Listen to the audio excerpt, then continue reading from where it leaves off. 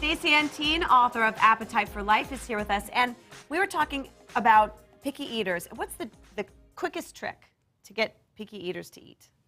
Well, first, you have to engage them in cooking, and I think a lot of the times the adults, like a lot of parents will come to me and say, I have this picky eater, and I'll say, well, what do you like to eat?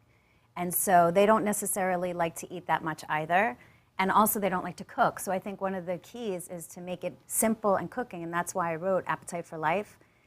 It's got over 100 recipes. It's really simple, and it's not going to take a lot of time. And in every recipe, it says what kids can actually do to help you. Oh, that's great. And I like that we're going to use the potatoes from our potato skins in our broccoli soup. So show us how we do that. Okay, so this is, first of all, creamy soup in general, as a nutritionist, I typically stay away from because it's usually high in saturated fat, which isn't good for your heart. So we made a broccoli soup, and also with kids, like this is a typical, and then even adults, like if you just see broccoli, it's kind of boring. So why not make it more exciting and make a creamy broccoli soup? Yeah. Let's do it. So we're slimming it down. So we've got some onions in here, and then we're going to add some garlic. And then instead of, typically what happens is you use butter. What we're going to do is thicken it with whole wheat flour. And again, if you have some gluten-free, if people are gluten-free, they can also use buckwheat flour instead of whole wheat flour. So it creates like a thickening agent, so you don't need, you don't miss the fat. You don't need the butter, Yeah, you don't need the butter, and you don't need the cream. You'll see we're going to add low-fat milk. I never thought about flour in my soup. I mean, I haven't. I didn't know that that's the... But it makes sense. It's like a roux. It's kind of like a thickening agent. Yes. And then little by little, you start to add 2 cups of water, but you just start to stir it in slowly so that it creates that thickness. Okay. Okay. It really starts to almost create like a sauce. Or like a gravy, I should say. Like we're making a roux. Like I'm saying, like my Italian thing is coming out. It's more like a roux, but it's like it's a gravy, it's a sauce. This is more of a gravy. There's all kinds of arguments about this. The 2 Italians here. Yeah.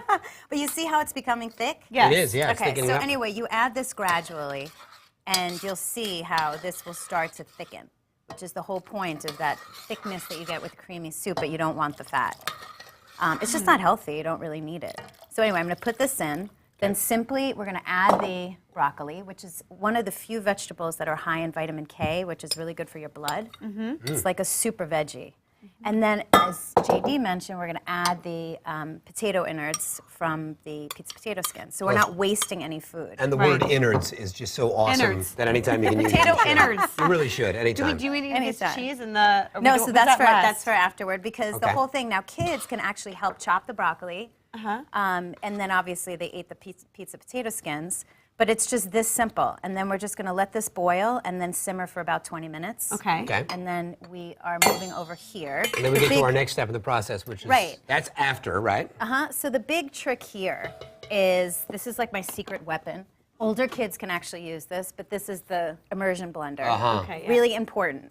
So, I mean, if you don't have the immersion blender, you have to actually transfer it and cool it down to a blender. Right. But just simply, all you have to do is... That's just kid fun right there. Like any kid would love to do that. They love blenders, or this is totally safe as long as it cools down. So the kids just hang out and they let it make it creamy, which is exciting. Right, this is fun. Everyone swears by these immersion blenders. I love it. All right, and what do we look like with our final product? Because we're just about out of time. We're adding the low-fat milk to make it creamy. Okay. And then we're serving it. And then we just dish it up and we can top it off Here we go. with a little bit of cheese. Right here. I'll taste it, JD. While you do that, I'm going to tell them that they can find these recipes in Appetite for Life or, of course, on our website, bettertv.com. Help those picky eaters out. Get them involved in the cooking.